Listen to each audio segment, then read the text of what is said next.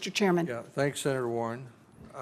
Dr. King, I have just a few questions, and then we'll wrap up the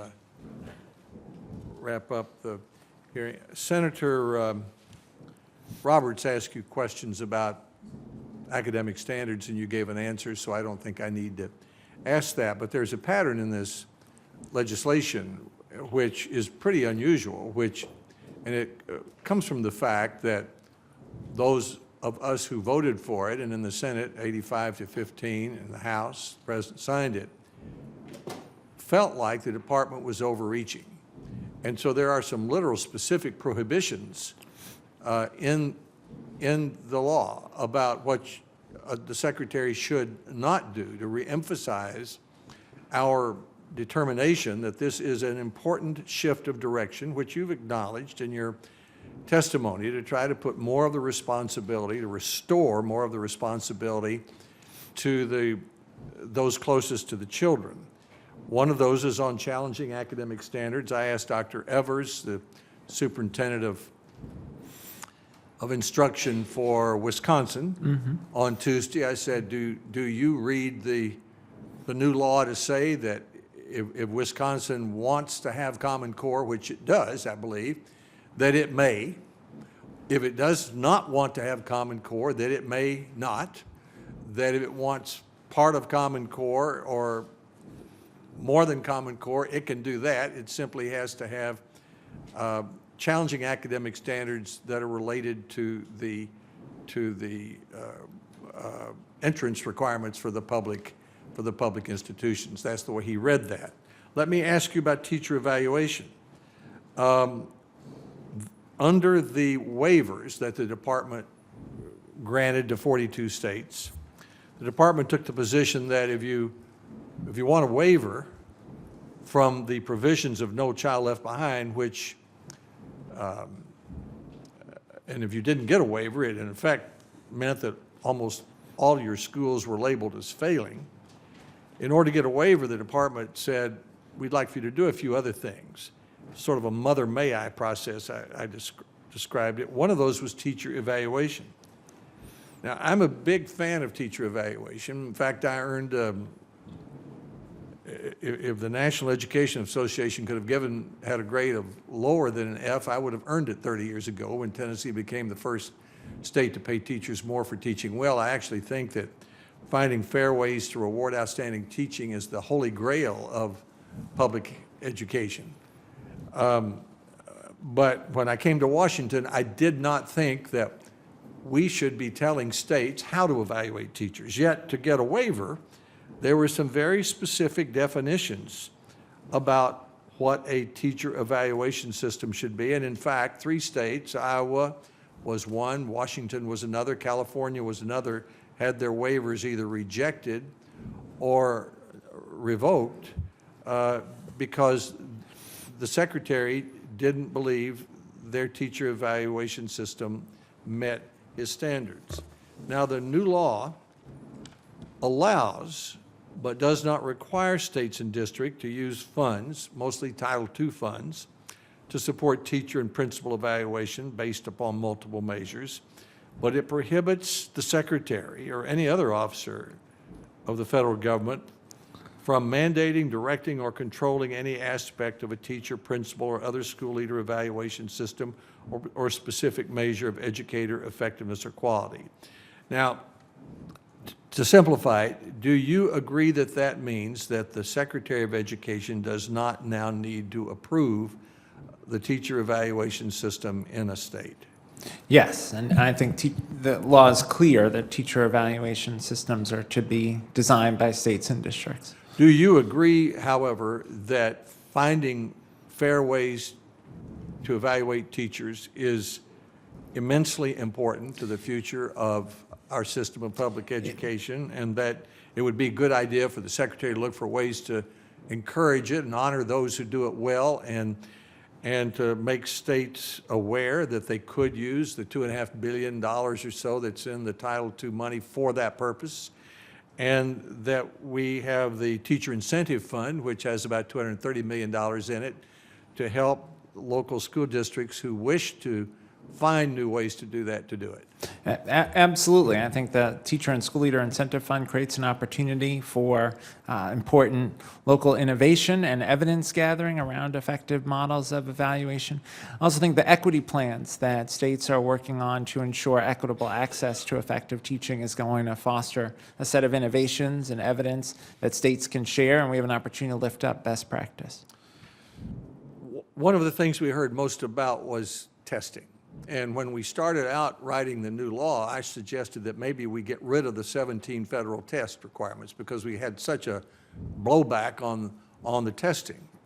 But the more I listened and the more we heard from teachers and principals and states, the more it became clear to us, those of us on the committee, that it wasn't the 17 federal tests that were the problem, it was the state tests.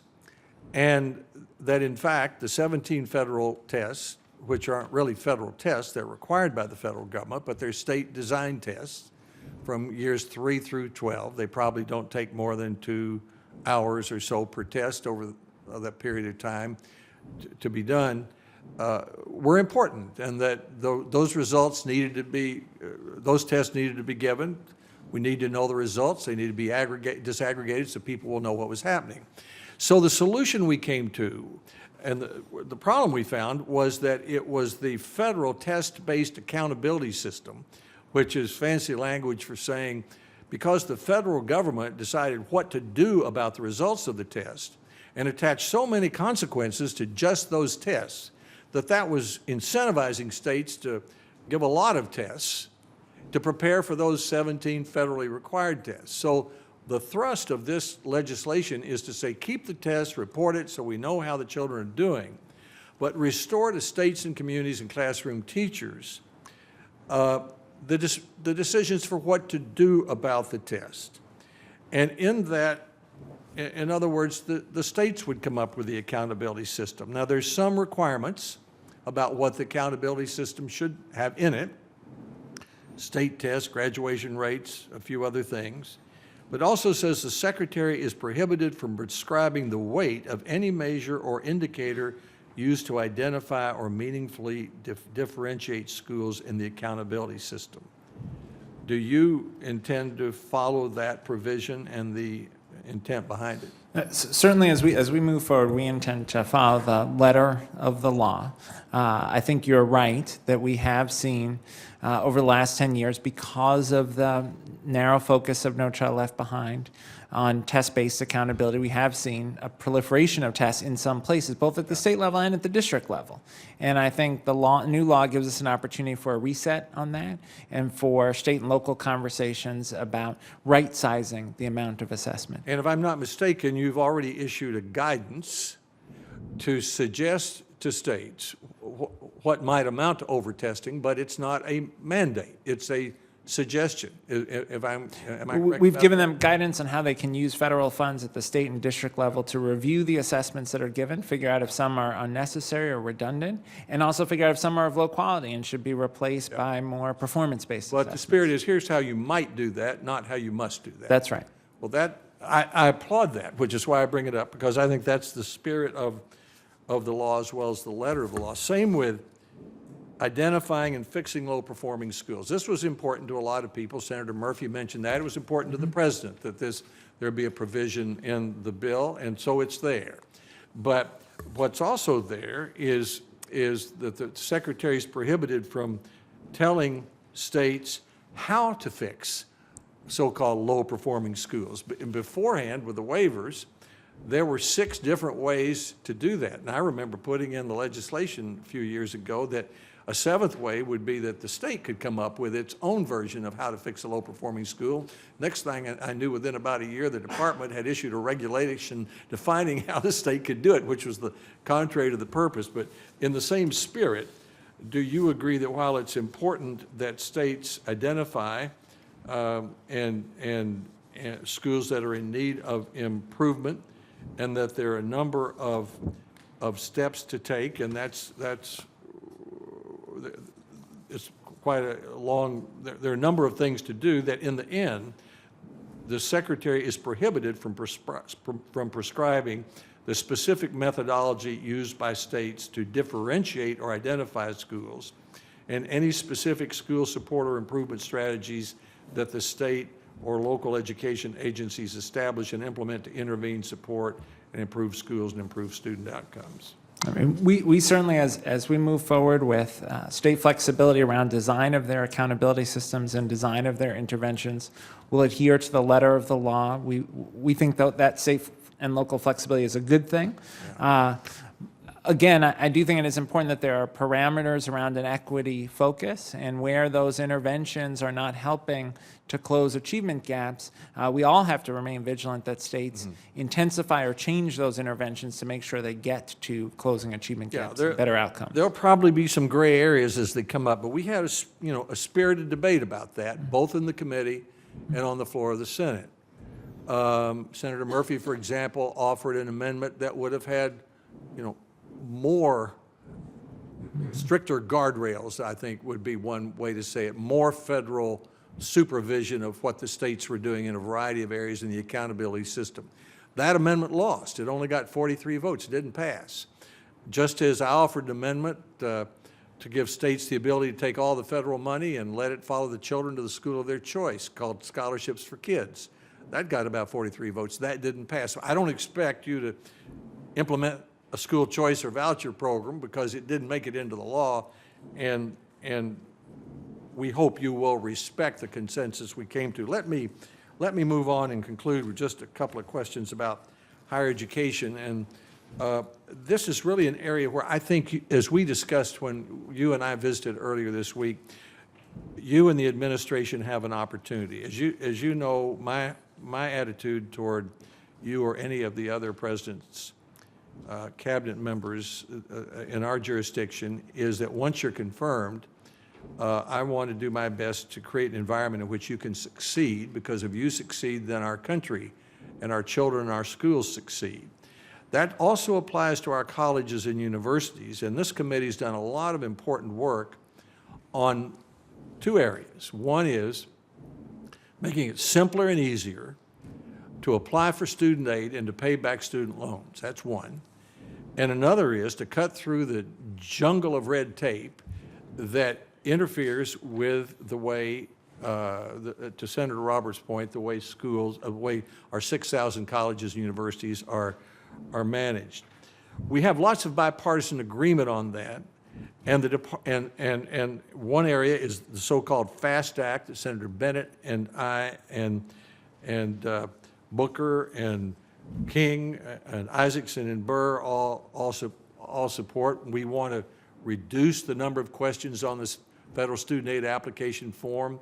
The president thinks that's a good idea and has said so. Your department has already begun to identify some questions that are superfluous.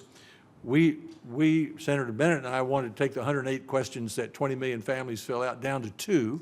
We may not get to 2, but we'd like to get closer to 2 than to 108. And then you've already taken steps, as you said, to allow the common sense proposal of students who fill out the form to use the tax forms they've already filled out rather than the ones they haven't filled out, and to do it at an earlier time. That's also a bipartisan proposal here. We have bipartisan proposals, and the president's talked about this, to streamline student loan repayment options. There are 9 ways to do that now. Many students don't know how generous the repayment provisions are, and if we simplify them, we think more will take advantage of that. We have bipartisan support for a year-round Pell Grant, even though we have some disagreement over how to pay for it. And in addition to that, we have a report which I like to call the Mikulski report, but we'll call it the Kerwin-Zeppos report, that the Chancellor of Maryland and the Chancellor of Vanderbilt put together over the last 3 years with a group of higher education officials to identify 59 specific burdensome regulations or requirements, a couple of which I've already mentioned. Chancellor Kerwin and Chancellor Zeppos met with Secretary Duncan and talk with him about a dozen of those 59 that the department itself could do, and you're already taking steps in a couple of cases. The 4 senators I just mentioned are working. We probably have 27 more. We may get up to 35 or 6 that we agree on that we could pass, which would reduce the onerous paperwork that is built up over 8 reauthorizations of higher education. So my question is, will you work with us over the next 10 months, if confirmed, to take those specific proposals from the Kerwin-Zeppos higher education report, the Jungle of Red Tape report, and if you can implement them, try to implement them? And will you work with us on the bipartisan legislation I just described on student aid simplification for both the application and the repayment, to see if the department itself can do some of that, or if not, to let us know what sort of legislation we need to pass this year so students can take advantage of that? Yes, I'd like to work with you on both things, certainly to try and identify places where the department can reduce burdensome regulations that aren't delivering for students. We should do that, and certainly would love to work together on a bipartisan reauthorization of the Higher Education Act. The one thing I would add to the list that you shared is, and I know this is a view that we share, some way to shift the incentives in the higher education sector towards a focus on completion. I do worry that we know that many of the students who are struggling to pay back their debt are students who start but don't finish. They have some courses, they don't have a degree, they can't get the good job that would come with a degree, and therefore they can't pay back their debt. And if we could get institutions paying more attention to completion, not just enrollment, I think that's another sort of opportunity for progress on higher education. Well, you're exactly right about that. The default rates are especially high for students who don't complete their degree. So that's an excellent suggestion. I'll be glad to work with you on that. There are other good ideas that we have from both sides of the aisle here to discourage overborrowing. There are some provisions, and these may be an area where you can take executive action that's already authorized that seem to limit what colleges are able to do to counsel students to say, well, if you go into the theater instead of into biomedical engineering, you might have a little harder time getting a job and paying it back over a period of time. And I would just make the observation, I heard Senator Warren's comments on the Corinthian tragic situation for those students. My general philosophical attitude's a little different. You know, if I buy a car that's a lemon, I sue the car company, not the bank. And I know that the federal law does have a provision about forgiving loans where there's a fraud. It hadn't been used much until recently, and I think it needs to be used carefully, because we have, from the taxpayer's point of view, $35 or so billion of Pell Grants every year to low-income students that do not have to be paid back. We make $100 billion of loans every year to students that we expect to be paid back, and we have a very generous provision that says for many students in public service that you don't have to pay it while you're in those jobs, or you don't have to pay more than your 10 or 15% of your disposable income, and if it's not all paid back after 20 years, it's forgiven. So I would counsel you to follow the law carefully on those claims of fraud that require forgiveness, and I'd like to continue discussion with you about any expansion of that authority when the time comes. Dr. King, those are all the questions I have. There may be some questions that members of the committee submit to you. I would encourage you to answer them as promptly as you can. The hearing record will remain open till March the 1st. Members may submit additional information for the record within that time if they would like. Thanks to everyone, especially Dr. King's family and him, for being here today. The next meeting of the committee will occur at 10 a.m. on Wednesday, March the 9th, to consider the second in a markup of bipartisan innovation legislation, that's biomedical innovation legislation, and to consider the markup of Dr. King's nomination to be the United States Secretary of Education. The committee will stand adjourned.